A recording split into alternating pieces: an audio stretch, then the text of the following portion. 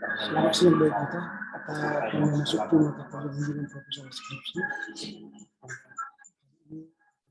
Jadi tentang mengutip semua melalui pertemuan yang ke-6 kemudian kita akan semakin mendalami soal cara menulis skripsi kalian ke depan. Semoga dengan pertemuan ini saudara siap untuk menulis skripsi.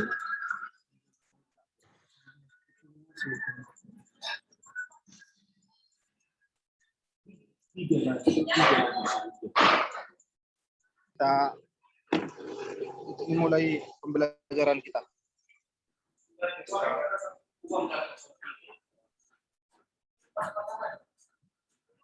Baiklah, ya, saya di sini ya, Komti.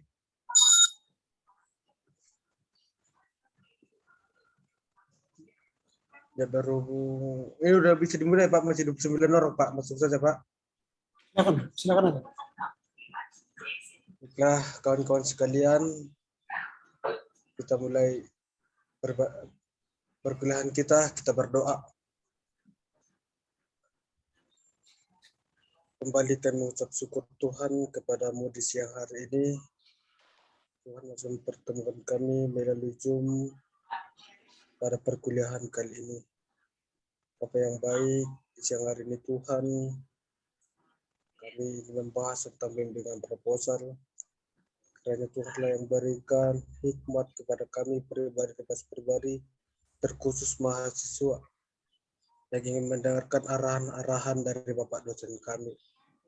Dan juga Tuhan memberikan hikmat yang daripada-Mu pada Bapak dosen kami untuk menjelaskan setiap arahan kepada kami mahasiswanya.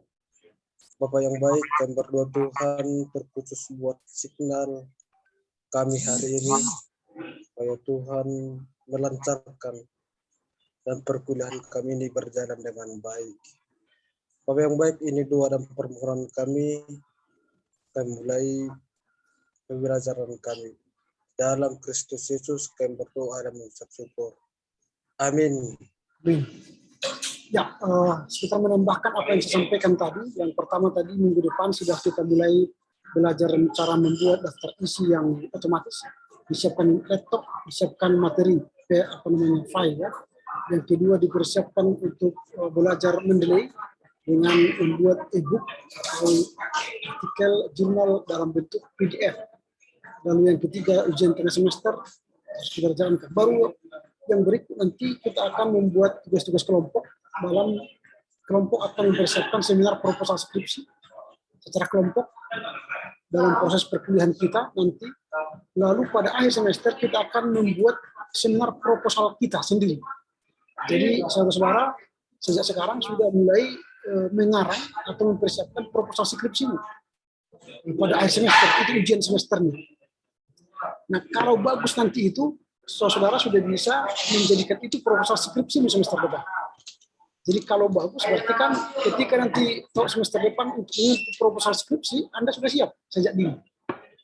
Jadi di tengah perkuliahan kita nanti setelah mid semester kita sudah akan membahas seminar proposal kelompok, dan pada akhir semester kita sudah membahas, bukan membahas, tapi saya akan menerima seminar proposal saudara.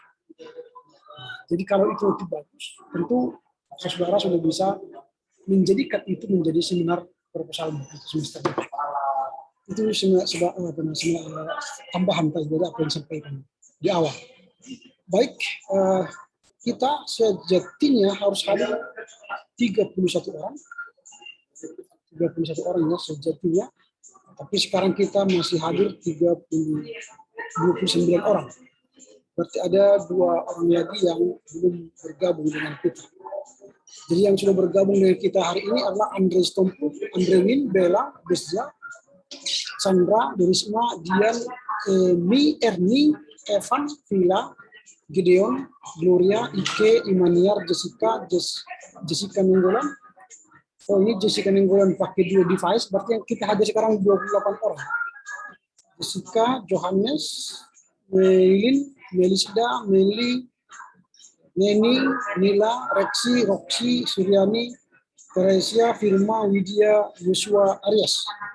Berarti ada kita 28 orang sekarang yang hadir. Tadi karena ada 2 device dipakai oleh Jessica, sehingga 30 kurang 2, 28 orang yang hadir. Baik, tidak apa-apa. Kita lanjutkan saja.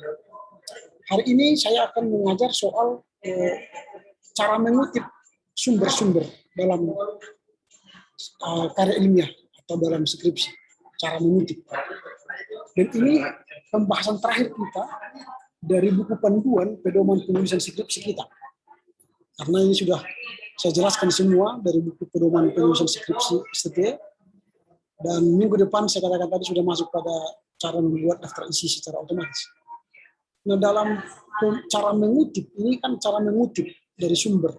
Ini yang dibuat dalam buku panduan, walaupun buku panduan kita itu ditulis tahun 2017, dan sekarang sudah 2021, dari 4 tahun tentu harus ada di update, diperbarui. Maka sekarang kita akan melihat data terbaru yang disampaikan oleh Kemendikti. Nah, dari Kemendikti sebenarnya ini saya angkat dari 2017 datanya. Tetapi ini ketika kita menerbitkan 2017, mungkin rujukan ini belum menjadi sumber dalam penulisan skripsi kita rumahnya. Jadi saya buka dulu ini data ini, lalu dari sini nanti kita akan bisa melihat hal apakah yang harus kita perbarui dalam rangka menulis skripsi kita ke depan. Dari standar penulisan rujukan kutipan penyajian tabel dalam gambar 2017, Kemendikti memberikan beberapa arahan. Tujuan dari standarisasi penulisan ini untuk apa? Sebenarnya ini tujuan utamanya ialah menghindari plagiasi, supaya setiap mahasiswa yang mengerjakan karya ilmiah itu terhindar dari plagiasi. Nah, supaya mahasiswa itu bisa cermat dan berhati-hati menulis rujukan. Ketika kita menulis rujukan atau citasi kita, itu benar-benar berhati-hati. Tidak sembarang mengutip, tetapi mengutip dengan benar. Lalu bagaimana caranya? Kita harus melawan dorongan berbuat curang untuk memperoleh jalan pintas. Dilawanlah dorongan yang keinginan hati yang akan membuat kita jatuh ke dalam pelanggaran kode etik penulisan karya ilmiah. Sehingga lawanlah dorongan berbuat curang itu. Gunakanlah standar internasional dalam menulis. Mengapa standar internasional? Kalau kita sudah menggunakan standar yang lebih tinggi, maka tentu standar nasional atau standar lokal pun kita sudah lampaui. Karena kita sudah membuat standar yang lebih tinggi. Standar internasional itu berlalu di seluruh dunia. Lalu kalau kita sudah membuat tulisan kita dengan standar dunia, berarti Indonesia pun sudah kita lewati, lokal pun sudah kita lewati. Pakailah teknik yang betul dalam membuat rujukan, ya. Pakai teknik yang betul dalam merujuk. Lalu yang terakhir, gunakan seoptimal mungkin perangkat pengolah kata yang Anda gunakan. Jadi kata-kata kita pun harus yang baku, ya, yang benar-benar standar. Jangan membuat kata-kata yang tidak baku. Nah, ini sebenarnya tujuan daripada standar penulisan rujukan, kutipan, penyajian tabel dan gambar Kemendikti 2017 ini. Sekarang kita akan melihat bagaimana kita menulis karya ilmiah, perbedaan antara referensi, daftar referensi dengan daftar bibliografi. Referensi itu tentu ialah semua tulisan yang kita gunakan dan pada akhir teks kita buat citasi, kutipan. Dan itu akan menjadi catatan, baik di catatan kaki, di turabian, atau di catatan perut, apa. Nah, itu rujukan. Berisi daftar semua sumber yang disitasi dalam teks, dituliskan di akhir naskah. Jadi cara menulis di akhir naskah itu pun, jangan salah menulis. Kadang-kadang mahasiswa pun tidak bisa menunjukkan di mana seharusnya mengutip. Kadang-kadang dia mengutip hanya satu kalimat dari belakang, itu dia kutip. Padahal dia sudah menggunakan kata-katanya dari awal sampai akhir. Nah, ini. Nah, misalnya contoh, kita buat dulu contoh. Nah, contoh ini supaya nanti kalian dalam mengutip itu benar-benar berhati-hati. Nah, contoh begini. Ini kan kutipan nomor 5. Ini nomor 5. Kutipan nomor 5 ini kan dari bukunya, kalau kita di bawah, Frans Magnus Suseno dari Pijar-Pijar Filsafat Jakarta Kanisius 2015 ayat 90. 2005-90. Ini berarti kutipannya ini. Kalau seperti ini, yang dikutip oleh penulis ini hanya ini. Hanya ini. Inilah yang disebut kalimatnya si Frans Magnus Suseno. Kalau dia kutip seperti ini. Di sini akhir kalimatnya. Integritas sebagai kepenuhan yang ditandai dengan kebaikan, keadilan, dan kepatutan. Inilah yang dikutip dari pemikiran Frans Magnus Suseno. Nah ini, kalau kita membuat kutipan seperti itu. Tetapi mahasiswa terkadang dia mengutip mulai dari sini. Ini mulai dari sini, dia kutip sampai ke bawah. Ini semua kata-kata si Frans Magnus Suseno. Tapi dia kutip hanya di sini. Itu namanya curang. Curang dan tidak akademis. Hati-hati cara mengutip.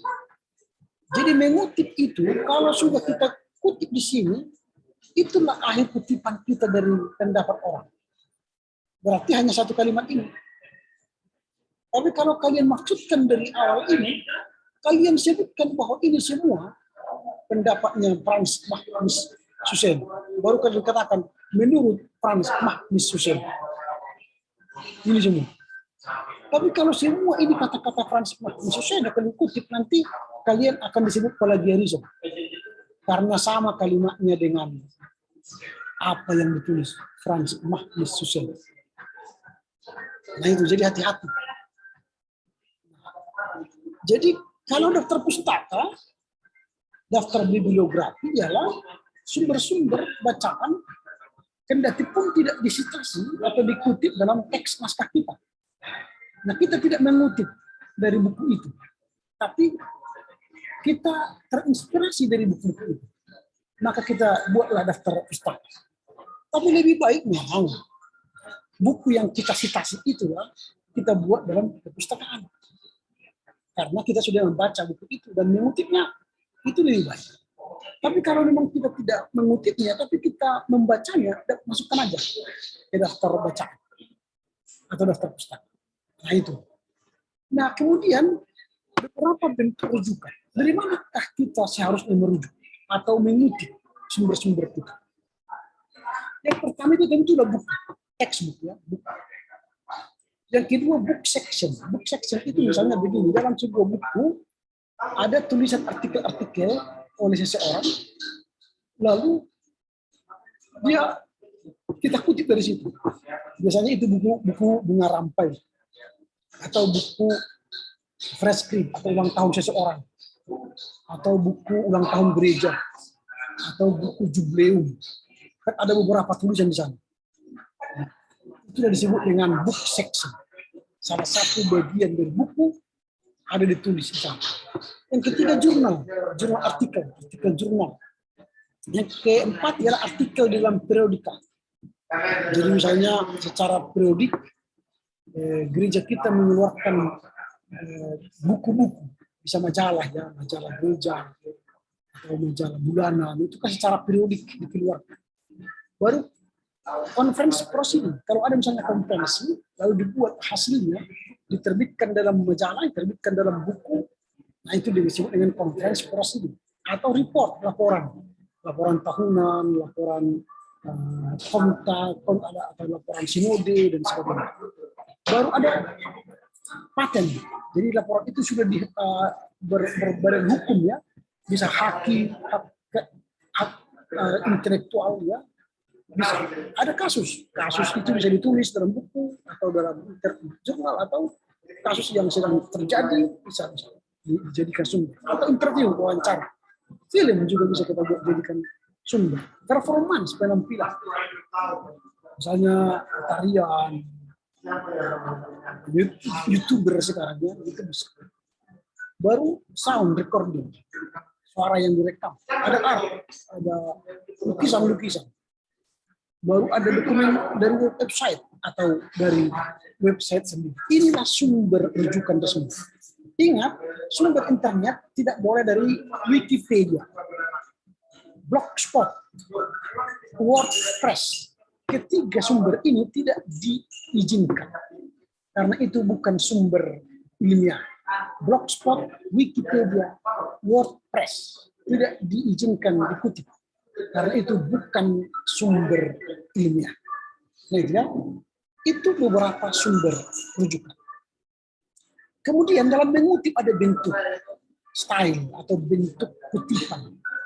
Secara internasional ada beberapa bentuk kutipan yang berlaku secara internasional. Yang pertama itu apa? American Psychological Association. Ada Chicago, ada Standardization Administration of China, ada DOS, the Federal Agency of the Russian Federation on Technical Regulating and Metrology, ada Harvard University of Style, ada Institute of Electrical and Electronic Engineering, ada International Organization for Standardization, ada Modern Language Association, ada Standard for Information of Science and Technology by Japan Science Agency, ada Turabian Style, ada American National Standard Institute, ada American Standard Testing and Material, ada American Medical Association. Dan STT Pusat Medan memilih Turabian Style dalam bentuk tulisan ilmiah di kampus. Turabian Style. Kita tidak memilih apa itu American Psychological Association. Apa bedanya rupanya? Nah, bedanya begini. Sebentar akan saya tunjukkan ya. Nah, apa itu? Apa itu? Ialah kutipan langsung atau catatan perut. Dalam buku panduan kita itu, apa itu disebut dengan catatan perut. Nah, sebentar saya tunjukkan ya. Nah, apa itu ialah catatan perut. Apa itu catatan perut? Seperti ini. Ini. Suwibrio 1991. Nah, catatan perut. Ini apa? Ini namanya apa? Ini apa? Ini kita tidak pakai di STT. Apa ini? Yang tadi American Psychological Association, catatan perut. Yang kita gunakan ialah catatan kaki. Yang kita gunakan ialah catatan kaki. Ini. Catatan kaki ini itu yang disebut dengan Turabian System. Turabian System. Jadi ya, kalau kita gunakan apa, maka nanti kita harus konsisten apa. Tapi kalau kita gunakan Turabian, kita juga harus konsisten Turabian. Ini. Nah, secara keilmuan dari beberapa standar ini, maka bidang keilmuan menggunakan beberapa bentuk. Misalnya, apa itu digunakan oleh bidang ilmu psikologi, pendidikan, kesehatan, ekonomi, bisnis, sistem informasi. Jadi itu mereka pasti menggunakan sistem apa. Kalau kesehatan memakai sistem AMA. Kalau ilmu sosial, bisnis, sains, dan teknologi menggunakan Harvard. Kalau teknologi menggunakan IEEE. Kalau bahasa dan literatur menggunakan MLE. Kalau humaniora dan teologi ini mereka menggunakan Chicago. Chicago. Lalu kalau kedokteran, kesehatan menggunakan Vancouver. Tapi kita tidak menggunakan Chicago, walaupun kita teologi. Tapi yang kita gunakan ialah Turabian. Jadi bukan Chicago, tapi kita menggunakan Turabian. Kalau kita sudah pilih Turabian di kampus kita, maka kita harus konsisten. Nah, penggunaan style atau standar penulisan referensi yang terpenting adalah taat azas. Jangan nanti kita gunakan Turabian, tapi di satu lagi kita gunakan apa, di satu lagi kita gunakan Chicago itu namanya bukan konsisten. Kalau kita konsisten menggunakan catatan kaki, maka catatan kaki lah semuanya. Jangan lagi pakai apa, jangan lagi pakai Chicago, jangan lagi pakai handcover. Nah, artinya tidak mencampur beberapa format dalam sebuah tulisan. Jangan campur bentuk atau format dalam sebuah tulisan. Dalam penulisan buku atau artikel, gunakan satu saja. Jangan banyak. Satu style. Kalau turabian, kalau apa-apa, kalau Chicago, kalau handcover, handcover. Kita SLTA bisa Medan sudah memilih turabian. Maka sekali memilih turabianlah bentuk tulisan kita. Nah berikutnya, pertanyaannya adalah bagaimana melakukan citasi atau kutipan. Dulu kutipan namanya, sekarang citasi. Kalimat citasi yang sekarang yang digunakan. Bukan kutipan, citasi. Bagaimana kita melakukan citasi? Nah, citasi itu harus kita mengerti. Apa definisi citasi atau kutipan? Nah, kutipan adalah mentransformasi informasi. Seulang, mentransformasi informasi. Informasi yang kita baca dalam buku, dalam artikel, dalam majalah, dalam koran, atau dalam website, itu informasi. Namanya informasi. Kita baca itu ada informasi.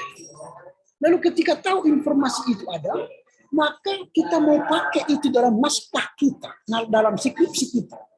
Kita mau kutip informasi itu. Maka cara mengutip yang baik, cara mensitasi yang baik adalah transformasikanlah informasi itu dengan membuat formulasi informasi susunan kita sendiri. Jadi membuat formulasi informasi susunan kita.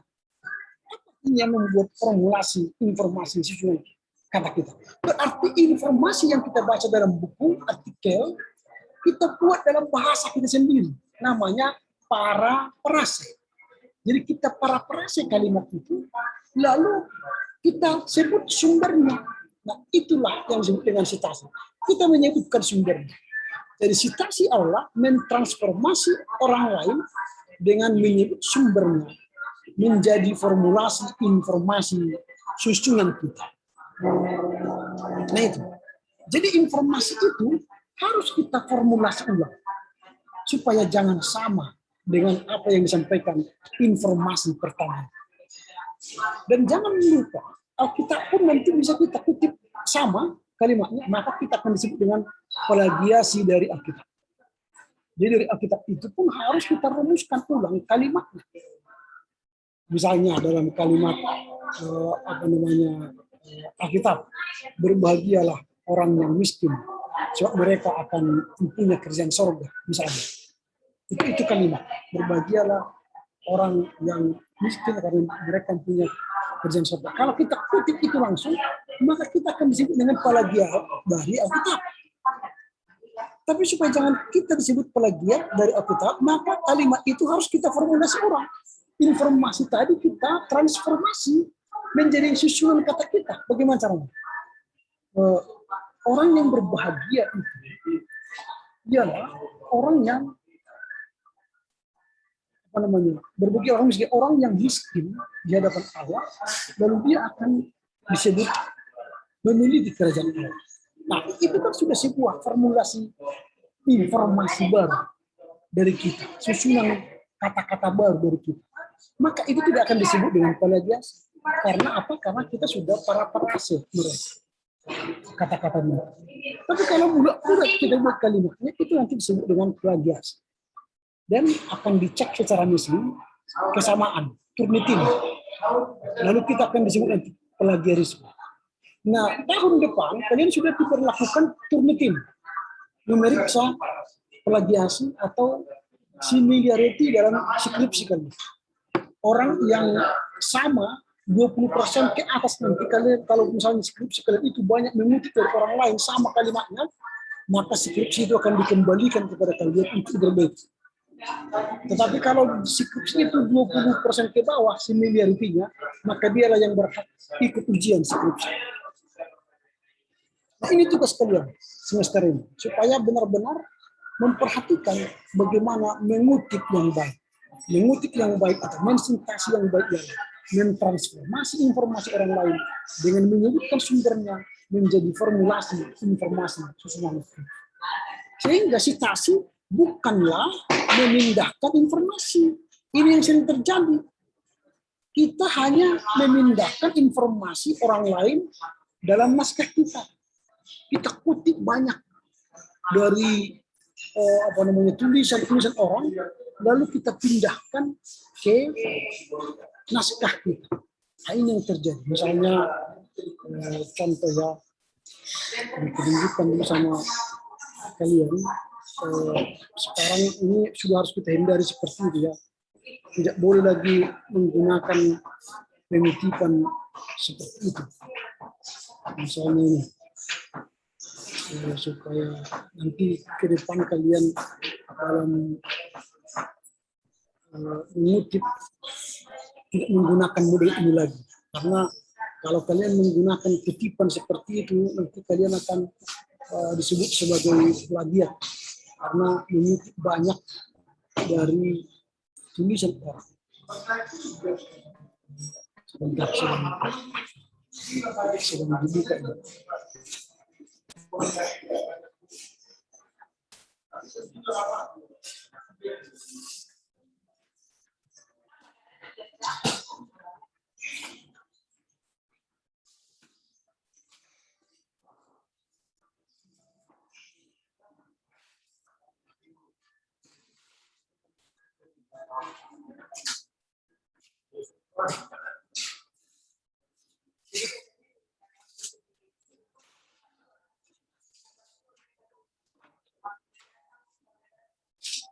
Karena sebentar. Sebentar.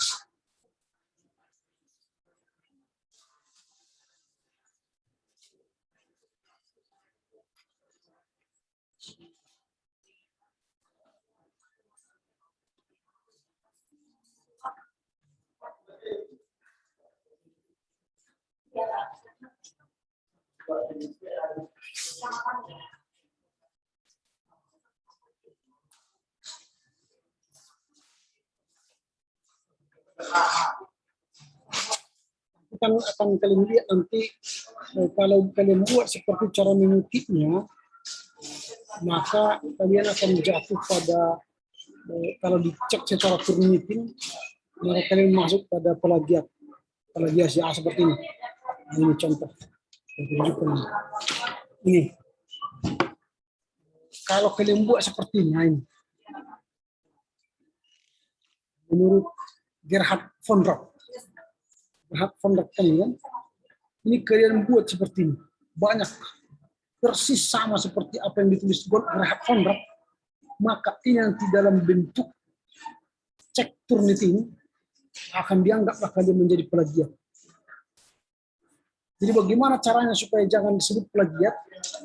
Maka kalimat von Rap ini harus kalian transformasi melalui cara memparafrasekan kalimat ini dengan baik. Jadi tidak boleh persis seperti ini kalian tulis. Tapi kalian buat kalimat baru tanpa menghilangkan substansi dari kalimat ini. Maka itulah yang disebut dengan nanti kalimat parafrase atau menformulasi sebuah kata. Sehingga dengan menformulasi kata itu kalian tidak lagi disebut plagiasi. Nah, itu yang harus kalian lakukan nanti, sehingga kalian tidak menjadi salah mensitasi atau salah mengutip. Jadi sitasi itu bukan memindahkan informasi orang lain ke naskah kita. Kalau seperti ini tadi, itu berarti kita hanya memindahkan informasi orang lain. Ini kita hanya memindahkan informasi orang lain ke naskah kita. Kalau ini kan kita pindahkan bulat-bulat informasi orang lain itu ke naskah kita.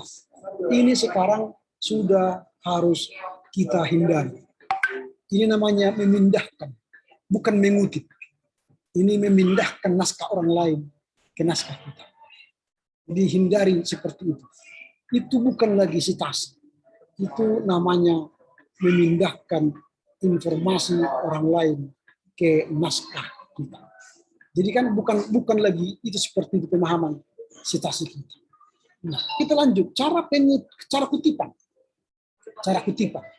Nah, dulu kita mengatakan bahwa kutipan langsung itu ialah ketika kita mengutip tanda petik pendapat orang, atau seperti tadi kita buat mencorok ke luar dan ke dalam gini, lalu kita petik, itulah kutipan langsung. Itu dulu mungkin pemahaman kita. Sekarang kutipan langsung itu bukan seperti itu. Kutipan langsung itu apa? Jika sumber diambil langsung dari referensi primer. Apa itu referensi primer? Buku, jurnal, proceeding. Tadi yang saya sebut di atas tadi. Mulai dari buku sampai website itulah sumber primer. Kalau kita kutip langsung pendapat orang dari buku, jurnal, proceeding, majalah, website, itu namanya kutipan langsung. Tapi kutipan langsung yang sudah kita formulasi tadi. Citasi tadi, ingat citasi tadi. Citasi adalah mentransformasi informasi orang lain menjadi formulasi informasi susunan kita sendiri. Itu namanya kutipan langsung. Kita mengutip dari sumber utamanya. Dari buku, dari jurnal, gitu ya, kita kutip. Itu namanya kutipan langsung atau citasi langsung kepada sumber primer. Dan kutipan tidak langsung ialah sumber diambil secara tidak langsung. Artinya, sumber aslinya dikutip orang lain di tulisannya. Misalnya, jurnal dalam buku. Ada seseorang yang menulis pendapat orang di jurnalnya, atau pendapat orang di jurnal ditulisnya di buku, atau pendapat orang dalam proceeding dikutip di buku. Jadi dia kita tidak melihat tulisan pertama seseorang itu, tapi ada orang mengutip, kita baca dari kutipan itu namanya bukti sekunder, referensi sekunder. Itulah yang disebut dengan tidak langsung. Misalnya begini, menurut Emi Sumita Girsa dalam buku yang ditulis oleh Villa Ginting Jawa mengatakan bahwa Kristologi adalah bla bla bla bla. Jadi pendapat Emi Suginta Girsa dikutip oleh Villa berarti sudah dua kali sumbernya tadi sumber primernya Emi tapi dikutip oleh Villa dalam sebuah tulisannya, maka itu disebut dengan tidak langsung. Kita mengutip dari Villa pendapatnya Emi dalam tulisannya Villa. Itu disebut dengan tidak langsung. Yang mengerti sampai di sini ya. Jadi apa itu kutipan langsung? Ya, mengutip langsung dari sumbernya. Dengan formulasi kata-kata kita tadi. Dan sumber tidak langsung ialah kita mengutip pendapat orang yang sudah dikutip orang dalam tulisannya. Jadi kita tidak melihat asli tulisan pertama dari penulis pertama itu. Tapi kita dapatkan dalam tulisan orang kedua yang mengutip orang yang pertama dalam tulisannya. Nah sampai di sini dulu, kira-kira ada pertanyaan? Ada pertanyaan sampai di sini? Cukup jelas? Bisa dimengerti? Sudah paham soal apa itu citasi? Apa itu kutipan langsung tidak langsung? Lalu apa itu bentuk daripada sistem pengutipan kita? Apa itu bedanya apa? Apa bedanya turabian? Saya Pak, Silakan. kan tadi kita membahas cara mengutip. Nah, dan bagaimana citasi itu kita perhatikan. Nah, tentunya kan Pak, kalau selama ini kalau kalimat kutipan itu secara langsung itu ada kriterianya atau ada syaratnya jika dimasukkan ke dalam sebuah tulisan, yaitu dengan spasi atau koma nol, lalu dia agak lebih mencolok ke dalam. Apabila kita sudah memperhatikan kutipan itu, Pak, apakah syarat itu tetap berlaku dalam pengutipan itu? Atau hanya cukup dengan menambahkan ya untuk menurut firma Syahaan, setelah lalu kita parafrase kalimat yang ditulis oleh firma Syahaan ini, tapi tanpa melakukan syarat yang apa tadi itu, Pak, yang sudah saya ucapkan tadi. Terima kasih, Pak. Ya, nanti tidak lagi seperti ini. Nanti model pengutipan seperti ini tidak akan digunakan lagi. Karena tidak mungkin lagi kalian mengkalimatkannya seperti ini panjangnya. Pasti kalian akan mengutipnya dengan kalimat pendek. Dan itu menjadi sebuah kata, tanpa harus membuat tanda petik. Makanya kalian pahamilah dulu apa yang kalian baca itu. Misalnya ini menurut Gerhard von Rad. Keberadaan Yunus ketika di kapal dan Niniwe menunjuk bahwa penyembahan berhala muncul dalam sikap yang jauh lebih baik daripada Nabi itu. Ketika Yunus berada di kapal, penyembahan berhala menjadi percaya kepada Allah. Kemudian ketika Yunus menyampaikan firman Allah di Niniwe, orang Niniwe bertobat secara transparan di hadirat Allah, sedangkan Yunus marah dan mengalami kondisi yang buruk. Kalian sudah paham kan? Sudah paham tentang ini, baru nanti katakan. Sebagaimana Von Rad menyebutkan dalam bukunya yang berjudul begini, bahwa Yunus ketika dia disuruh ke Niniwe, maka Yunus marah ketika Allah melakukan tindakan di luar pemikiran Yunus. Maka firman Allah yang seharusnya diterima orang Niniwe dan berbalik dalam pemikiran Yunus, maka dia marah kepada Allah. Titik. Kutip pendapat Von Rad. Lihatlah nomor 28 ini. Lihat Gerhard von Rad. The Message of Prophet, London SM Press 73, halaman 255-257. Itu sudah kalimat kalian langsung. Dengan mentransformasi informasi von Rad dari buku. Jadi tidak akan digunakan lagi seperti ini. Maka tulisan kalian nanti tidak tebal-tebal. Tidak tebal. Karena skripsi kita hanya 100 halaman. Tidak perlu lagi, ini kan yang membuat tebal skripsi kalian kan karena seperti ini. Memindahkan informasi orang di naskah kita. Nah seperti ini, skripsi ini halamannya 165 lembar. Skripsi yang ini, yang saya buka sekarang ini, 165 lembar. Kalau 165 lembar, ini sudah tesis ini. Sudah tesis. Sedikit lagi mendekati doktor. Padahal kalian masih S1. Kalian mencapek-capek diri sendiri. Terlampau banyak mengutip, memindahkan tulisan orang di skripsi kalian. Ini banyak sekali seperti ini. Tulisan ini. Nanti kalau saya cari lagi di bawah, nanti banyak sekali model-model seperti ini. Ya. Dia buat kalimat-kalimat seperti itu dalam skripsinya ini. Kita baca dulu ke bawah.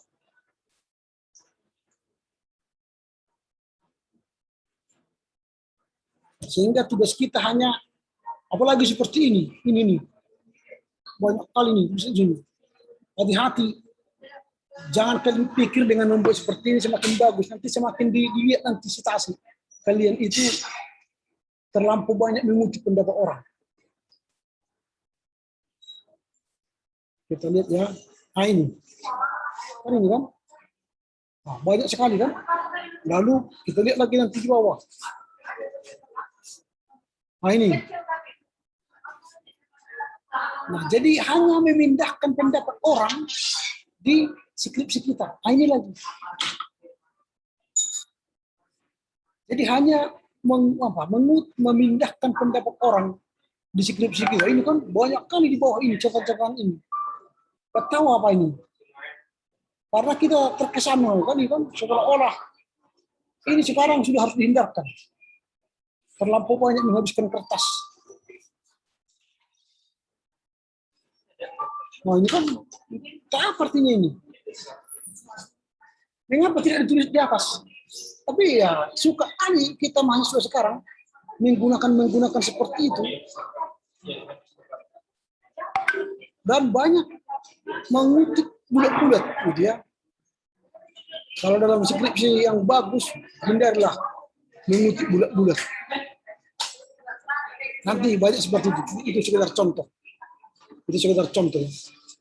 Supaya kalian nanti jangan menggunakan seperti itu. Nah, kita lanjutkan.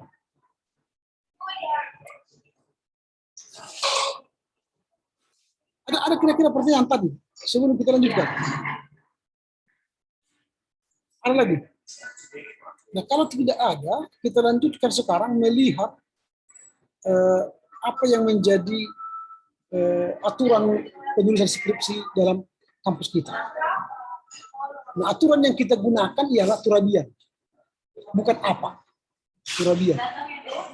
Jadi ini yang akan kita ikuti. Bukan apa ya. Jadi yang kita ikuti ialah turabian, berarti catatan kaki. Footnote. Jadi kalau menulis catatan kaki itu sudah kalian kerjakan, saya tidak perlu ulang-ulang lagi. Saya hanya menekankan beberapa catatan penting dalam menulis catatan kaki yang baik. Nanti kalau misalnya kalian tidak menemukan nama penulisnya, langsung aja ditulis di bukunya. Kalau tidak ada tanpa tempat penerbit, tulis aja TTP. Kalau tidak ada tanpa penerbit, TP. Kalau tidak ada tahunnya, TT, tanpa tahun. Tidak ada nomor halamannya, tanpa nomor halaman. Nah, kemudian tadi cara mengutip dari orang lain, ini sudah saya jelaskan tadi. Perlu kita ulang. Kemudian catatan perut tadi ini tidak perlu lagi kita bahas karena ini tidak kita gunakan lagi dalam skripsi kita, karena kita harus konsisten. Kalau turabian, catatan kaki kan, jangan lagi pakai catatan perut. Tidak perlu lagi kita bahas itu. Nah, kemudian kita cara mengutip dari jurnal. Kalau kita mengutip dari jurnal sumbernya, nah contoh ini, Agus Jetron Saragih. Judul artikelnya ialah anggota dan partisipasi tinjauan perjanjian lama dalam Jurnal Teologi ST Abdi Sabda Medan edisi 33 2015 halaman 6. Jadi kalau ini sampai di sini, ini jurnal cetak. Artinya jurnal itu buku hard copy. Tapi kalau jurnal itu kita download dari internet, maka sebutkan sumber yang kalian ambil itu dari internet. Misalnya yang diakses dari www pada Senin 27 November 2021 pukul 9.10 WIB. Itu kalau dari jurnal tapi dari internet. Ini caranya. Lalu kalau sudah kita kutip berikutnya, cukup Jetron dan partisipasi, ini baru judul artikelnya tinjauan perjanjian lama halaman 6. Dan selalu tulis titik ya. Setiap catatan kaki tulis titik. Tulis titik. Karena banyak skripsi saya lihat tidak menggunakan titik. Tidak ada titik dia gunakan. Nah, misalnya seperti ini contoh-contoh dari skripsi kakak abang kelas kalian. Tidak menggunakan titik. Ini kan? Tidak ada titiknya. Seharusnya di sini kan ada titik. Di sini ada titik. Kemudian kita lihat lagi nih. Ini kan tidak ada titik ini. Ini harus ada titik. Di sini titik. Di sini titik. Nah, di sini juga titik. Tapi sering tulisan ini tidak punya titik. Kalau kita menulis kan harus ada titik. Ada koma, ada titik. Nah, itu yang sering tidak dikerjakan oleh mahasiswa dalam menulis catatan kaki. Harus pakai titik. Nah, itu ya kalau kita menulis dari jurnal atau mengutip dari jurnal. Nah, sekarang kita mengutip dari majalah. Jondro I. Munte, Pancasila, Marwastu, Juli 2016, 72. Ini dari majalah. Kalau dari internet, bagaimana caranya? Ratih Maria, judul artikelnya tanda petik, Lembaga Penelitian Jakarta, tutup petik, dalam www, baru diakses pada pukul. Nah, itu cara mengutip dari internet. Jadi jangan langsung lihat www begini, jangan langsung alamat websitenya, tapi sebutkan nama penulisnya, judulnya, baru alamat ini. Cara mengutip dari wawancara. Nah misalnya wawancara dengan dengan Rajin Malas Harahat di desa Medan Krio pada Senin 27 November 2001 pukul 9.17 WIB. Beliau adalah kepala desa Medan Krio. Ini perlu penjelasan yang kita wawancara itu. Karena apa? Karena itu menggunakan metodologi kualitatif. Kualitatif itu berarti orang yang kita wawancara itu berkualitas. Maka di sinilah kita tunjukkan kualitasnya. Sesuaikan wawancara itu kepada orang yang tepat. Kalau judul kita misalnya tentang desa yang terpadu, cocoklah kepada desa. Tapi kalau wawancara kita misalnya mengenai pengajaran gereja, nggak cocok lagi kepada desa. Harusnya dia bishop, eporus, atau preses, atau pendeta rasul, atau pendeta klasis. Nah itu, jadi beliau itu harus benar-benar orang yang berkualitas sesuai dengan judul skripsi. Nah, mengutip dari ensiklopedia, ini yang sering juga mahasiswa. Langsung dia buat ensiklopedia kita masa kini, jadi dia tulis penyunting. Bukan. Sebutkan dulu siapa penulis artikel dalam ensiklopedia. Pasti ada. Nanti kalau kalian misalnya ensiklopedia itu, di bawah tulisan itu, ada nama singkatan. Kalau misalnya ini pasti nanti kalimatnya, inisialnya JSW. Siapa JSW itu? Lihatlah di awal, di lembar awal. Nama-nama penyumbang artikel, nama-nama penyumbang artikel, lihatlah JSW. JSW itu berarti JS Wright. Ketemu nama penulisnya, baru JS Wright, tanda petik nama judul artikelnya, judul artikel dia dalam JD Douglas, penyunting, baru nama judul buku, seterusnya. Itu caranya menulis sumber dari ensiklopedia. Nah, kalau kita sudah mengetahui cara mengutip jurnal, lalu mengutip dari ensiklopedia, maka kita akan menuliskannya juga nanti dalam catatan kepustakaan. Kan berbeda mengutip dari rujukan dengan daftar. Nah, atau misalnya tidak ada satu lagi yang lupa nanti. Ini perlu kalian ingat.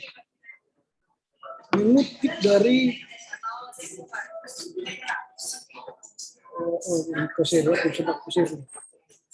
mengutip dari skripsi, tesis, disertasi. Bagaimana cara mengutip dari tesis atau disertasi? Caranya misalnya contoh, ini tulisan daripada John Riachman Sipayung. Sebutkan tanda petik, tanda kutip ya, judul disertasinya. The attitude of Paul towards slave and slavery in Philemon and technical implication for modern slavery. Lalu judul apa itu? Disertasi, tesis, atau skripsi. Itu disertasi. Di mana dia menulis disertasinya? Di Hong Kong. Apa nama perguruan tingginya? Lutheran Theological Seminar. Tahun berapa? Tahun 2008. Tahun berapa? Tahun 2008. Baru tutup kurung halaman berapa? Halaman misalnya 35.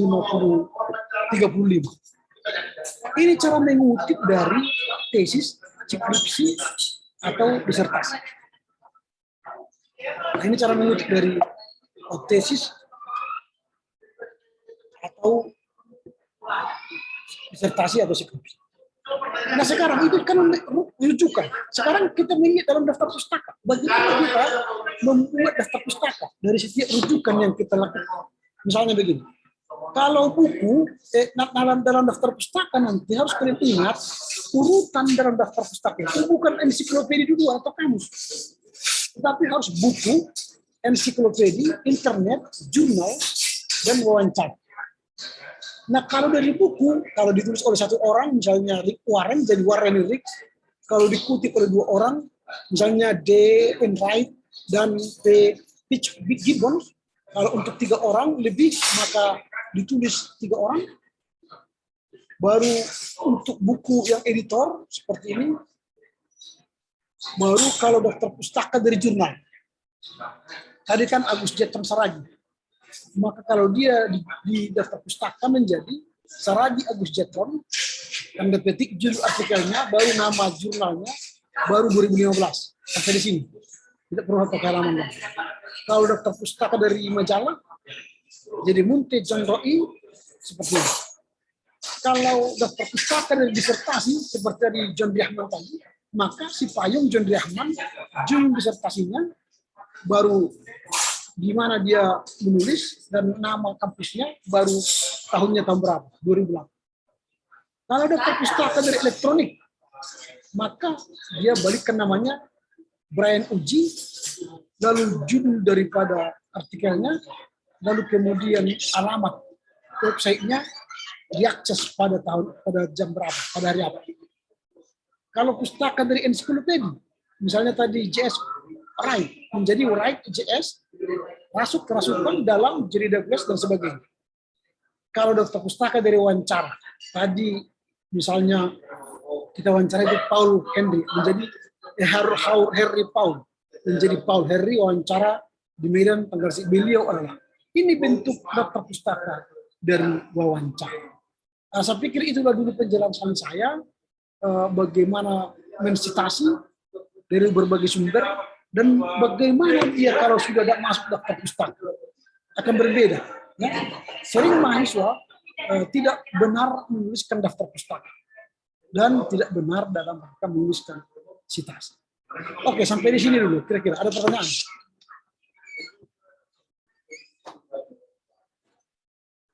Ada pertanyaan sampai di sini? Mohon maaf ya, saya sedang di luar rumah, sehingga saya mengajar dari apa namanya, dari tempat pertemuan ini. Ada kira-kira yang bertanya? Nanti materi ini saya kirimkan kepada kalian, supaya nanti bisa kalian pelajari ulang, kalian pahami lebih mendalam. Karena pengalaman saya membimbing skripsi beberapa semester di kampus kita, habis energi hanya berbicara soal cara-cara pengutipan dan tidak bicara substansi.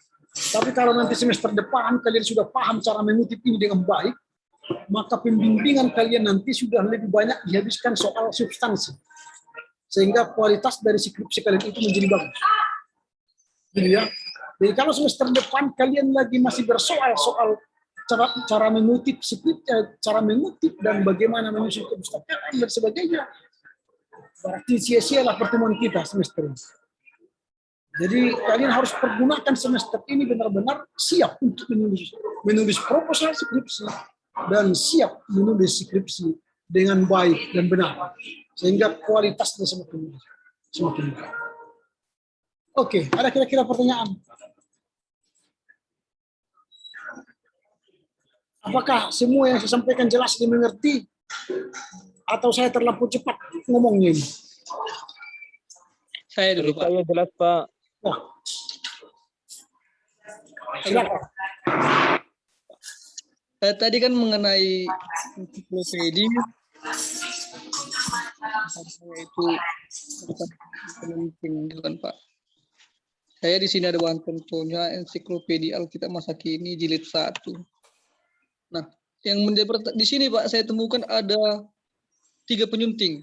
1 penyunting pengelola, 2 penyunting revisi, nasihat untuk edisi kedua. Ini Pak, nanti kalau di catatan kaki, karena memang cuma yang 3 penyunting ini, 3-3 yang dimasukkan Pak. Ya, kalau tiga-tiganya. Kan sudah ada aturannya kan, kalau 3 tulis 3. Lebih dari 3 buat DKK. Kalau 1, kalau 2, 2. Penyunting pengelolanya si JD Douglas, ya. Lalu penyunting revisinya N. Hyler, and mantan pustakawan, dan ada juga di sini penyunting penasehat. Di penyunting penasehat inilah yang banyak kali Pak, ada 5.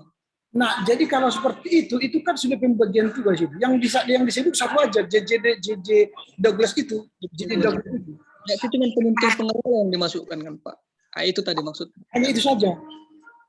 JD Douglas. Karena tadi kan penyunting editor nggak perlu. Penyunting yang di atasnya itu. Tapi kalau misalnya penyuntingnya itu ada 3, ya sebut 3. Oke Pak, jelas Pak. Oke. Yang lain ada lagi pertanyaan. Nah, jadi sama nanti ensiklopedi sama dengan TDONT dan TDNT ya. Cara penyelesaiannya seperti ini. The Legal Dictionary of New Testament dan The Legal Dictionary of Old Testament itu sama. Ada nanti penulis artikelnya. Atau nanti kalau kalian sudah menerima buku, ada sedang buku yang mau terbit oleh BPK itu, Kamus Sejarah Gereja Indonesia, tebal itu nanti, itu juga seperti itu. Ada kontributor. Atau kalian baca nanti misalnya The History of Christianity in Indonesia yang dikeluarkan oleh J. Bill dari Belanda. Lihat penyuntingnya ada. Lihat penulisnya ada, kontributornya. Gitu. Jadi hati-hati dalam menulis sumber secara ilmiah. Jadi apa yang kita pelajari hari ini harus kalian perhatikan benar-benar. Mengutip dari mana?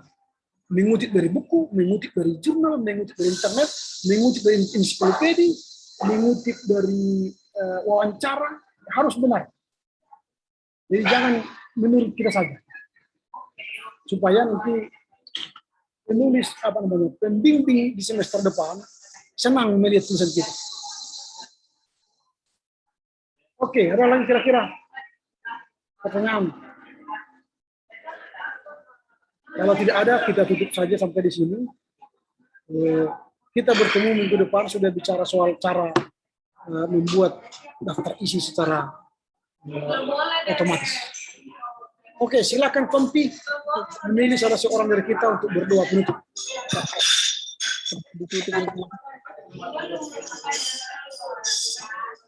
Halo Pak. Ya, ada lagi Bapaknya?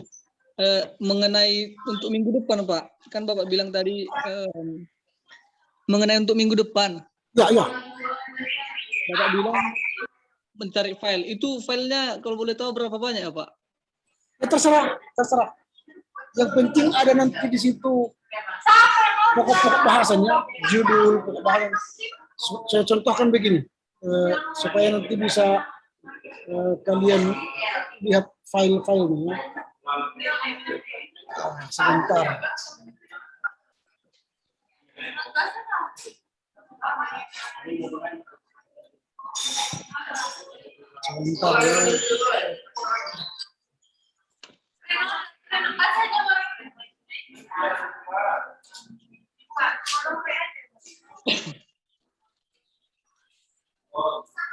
Nah, misalnya seperti ini. Sebentar, sering membuka ini. Ini.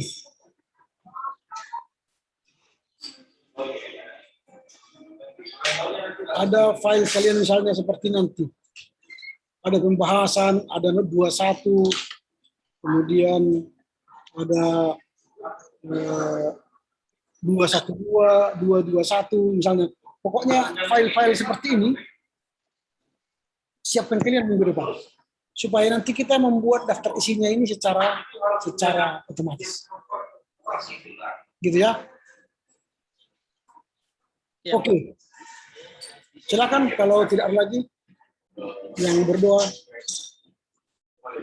dipilih oleh Komti.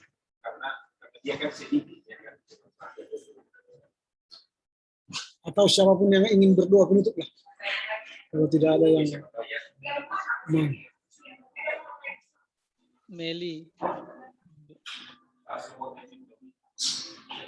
Tidak ada. Kalau begitu kita berdoa lah ya.